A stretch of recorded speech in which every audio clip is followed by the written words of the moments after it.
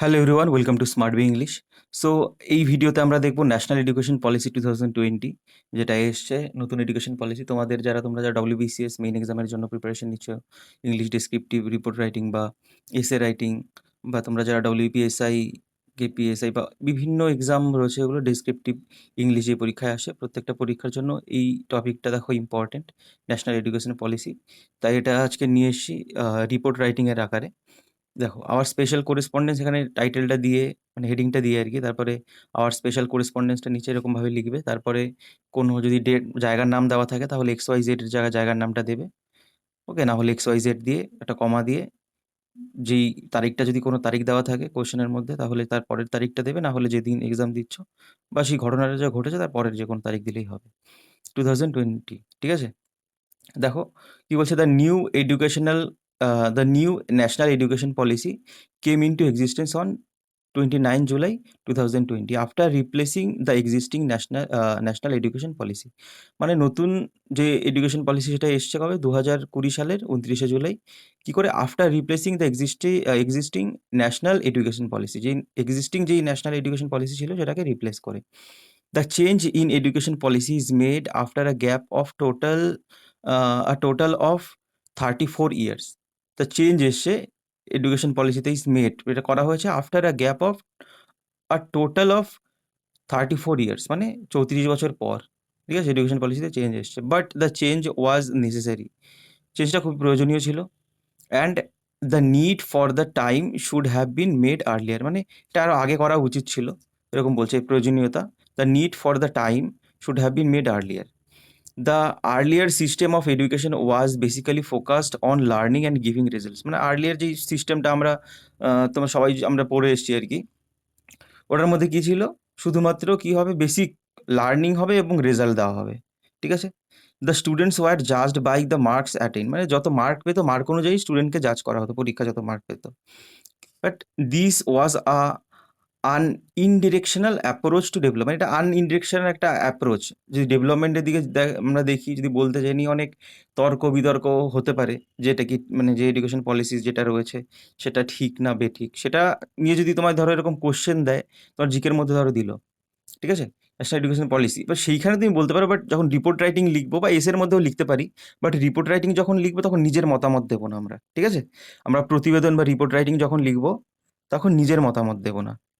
যাই হোক, আহ, কি বলছি, ইনডিরেকশনাল একটা অ্যাপ্রোচ ছিল ডেভেলপমেন্টের দিকে। আমরা যদি ডেভেলপমেন্টের দিকে যাই, শুধু রেজাল্ট, মার্ক পরীক্ষা দিচ্ছে, রেজাল্ট হচ্ছে, মার্ক অনুযায়ী আমরা বিচার করছি, এরকম আনডিরেকশনাল একটা ডেভেলপমেন্টের দিকে যদি বলি।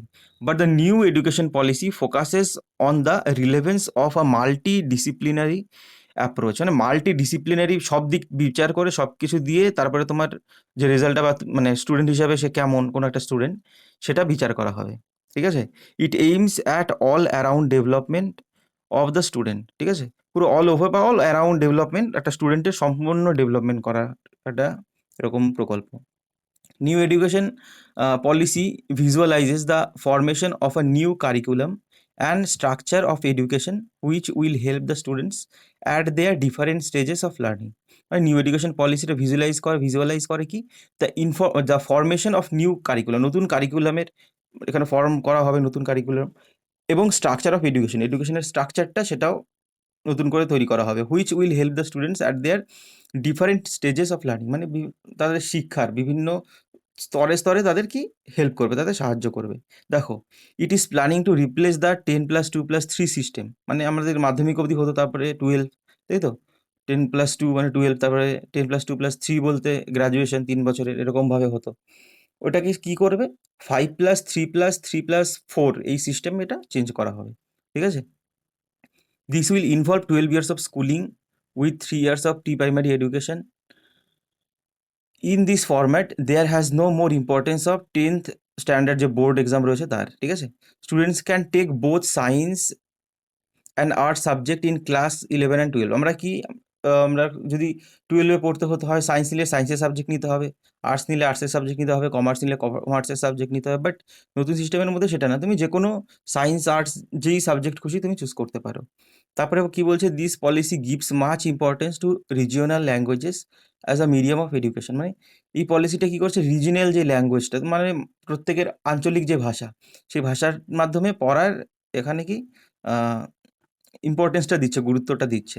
Pre primary education is for the children who are from 3 to 6 years old. মানে প্রি প্রাইমারি এডুকেশনটা করা হবে যারা 3 থেকে 6 বছরের বয়স যারা। In this 2 year of schooling they will be taught in অঙ্গন মানে অঙ্গনারী এবং নার্সারিতে পড়ানো হবে to prepare for primary school. Primary স্কুলে 2 বছরের আগেই তাদের 2 বছরে অঙ্গনারী নার্সারিতে তাদের পড়ানো হবে প্রাইমারি স্কুলের জন্য তৈরি করতে। ঠিক আছে? The main motive is making a child learn along with becoming a skilled one in whatever field they are interested. The main motiveটা কি, একটা এই পলিসির মেইন মোটিভ, এডুকেশনের মেইন পলিসিটা কী হবে, মোটিভ মেইন উদ্দেশ্য কী হবে? Is making a child learn along with becoming a skill one. তাদের শেখাবে এবং স্কিল, তাদের স্কিল তৈরি করা হবে। আমরা যদি বলি শুধুমাত্র পুঁথিগত বিদ্যা দিয়ে তো কাজ চলবে না এখন এই আধুনিক যুগে। আমরা অনেক পিছিয়ে পড়বো অন্যান্য দেশের থেকে, স্টুডেন্টদের থেকে। ঠিক আছে? যুবতীরা, আমাদের স্কিল লার্নিংয়ের সাথে সাথে স্কিল মানে কারিগরি বিদ্যাও দেওয়া হয়, পুঁথিগত বিদ্যাও একসাথে দেওয়া হবে। In whatever field they are interested, যে কোনো ফিল্ডেই তারা ইন্টারেস্টেড হোক না কেন, সব কিছুই শেখানো হবে। ইন দিস ওয়ে, এইভাবেই the learners are able to figure out their aim. তাদের কী হবে, এইভাবেই লার্নার্সরা অ্যাবেল হবে, উইল বি অ্যাবেলও করতে পারি, আর এর পরিবর্তে এখানে উইল বিও লিখতে পারো।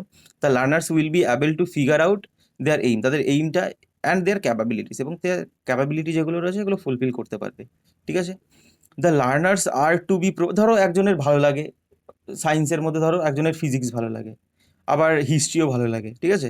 সে দুটো নিয়েই পড়তে চায়। সো এরকমভাবে চুজ করে সে পড়তে পারবে, যেই ফিল্ডেই তার ইন্টারেস্ট রয়েছে সেটাই সে চুজ করে পড়তে পারবে, এবং সেই স্কিলটাও সে অর্জন, সাথে সাথে স্কিলটাও দেওয়া হবে তাকে। ঠিক আছে? তো তারপরে দেখো, learners are to be provided with integrated learning I having the knowledge of every discipline. কোনো ডিসিপ্লিন ইন্টিগ্রেটেড লার্নিং সব কিছুই শেখানো হবে। The same is applicable in higher education too, higher এডুকেশনের ক্ষেত্রেও একই জিনিস applicable. The new education policy also lays emphasis on the reformation of teachers education and training process. এর মধ্যে কিন্তু এটা বলা রয়েছে যে টিচার্স, অবভিয়াসলি টিচার্সদেরও কি আপডেটেড হতে হবে, যে শেখাবে সে তো আরও, যে টিচার হবে সে তো আরও আপডেটেড হবে, তাই তো? তাদের টিচার্সদের নতুন করে আবার এডুকেশন দেওয়া, টিচার্সদের শেখানো কীরকমভাবে শেখাবে তারা, বা তাদের ট্রেনিং প্রসেসটাও এর মধ্যে ইনক্লুড রয়েছে। ঠিক আছে?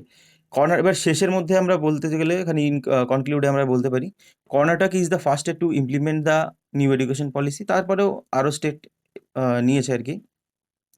The present education system is the result of changes made in the existing education policy 1986।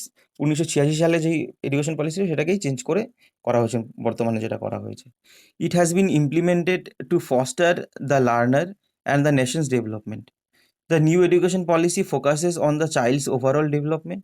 The policy is destined to achieve its object by 2030, মানে 2030 সালের মধ্যে অবজেক্টটা এই পলিসির মাধ্যমে অ্যাচিভ করতে চাইছে। ঠিক আছে? ওভারঅল ডেভেলপমেন্ট হবে এরকম বলছে, এবং ফস্টার করছে, লালন পালন করবে লার্নার্সদের, এবং একটা আমাদের জাতির দেশের কি একটা ডেভেলপমেন্ট উন্নতির জন্য। ঠিক আছে? এরকমভাবে আমরা লিখতে পারি। এমনি এই পিডিএফটা আমার টেলিগ্রাম চ্যানেলে দিয়ে দিচ্ছি, শেয়ার করে দিচ্ছি, ডিসক্রিপশনে লিঙ্ক দেওয়া রয়েছে, এই লিঙ্কে ক্লিক করে তোমরা ডাউনলোড করতে পারবে। ওকে? সো তোমাদের যদি আরও কোনো ডাউট থাকে, আর ভিডিওটা কিন্তু অবশ্যই তোমার বন্ধু বান্ধবীদের মধ্যে শেয়ার করবে যারা ডেসক্রিপটিভ এক্সামের জন্য প্রিপারেশন নিচ্ছ। আমি তোমাদের যেই সমস্ত টপিকের আরও দরকার বলবে, আর এরপরে যে ফার্ম বিলটা আছে, ওই ফার্ম বিল 3টে, ওই নিয়ে একটা তোমাদের রিপোর্ট রাইটিং আমি এর পরের ভিডিওতে দিয়ে দেবো। ওকে? তো তোমাদের যদি আরও কোনো ডাউট থাকে, কোনো টপিক নিয়ে যদি ভিডিও প্রয়োজন হয়, তোমরা অবশ্যই কমেন্ট করবে। আমি রিপোর্ট রাইটিং হোক বা এসে বা রিপোর্ট রাইটিংয়ের আকারেই তোমাদের দেবো, কারণ তোমাদের এসআই, ডব্লিউপিএসআই বা কেপিএসআই এই সমস্ত পরীক্ষার মধ্যে তোমাদের এই রিপোর্ট রাইটিংয়েই আসবে। সো ভিডিওটা তোমরা অবশ্যই শেয়ার করবে, আর কোনো টপিকের যদি প্রয়োজন মনে হয় টপিকটা তোমরা কমেন্টে বলতে পারো, বা কোনো ডাউট থাকলে সেটাও তোমরা কমেন্টে বলতে পারো। সো ভিডিওটা আজকের জন্য এইটুকুই। ভিডিওটা অবশ্যই ভালো লেগে থাকলে লাইক করবে, চ্যানেল নতুন হয়ে থাকলে সাবস্ক্রাইব করবে। ভিডিওটা শেষ অবধি দেখার জন্য অসংখ্য ধন্যবাদ। নেক্সট ভিডিওতে আবার দেখা হবে।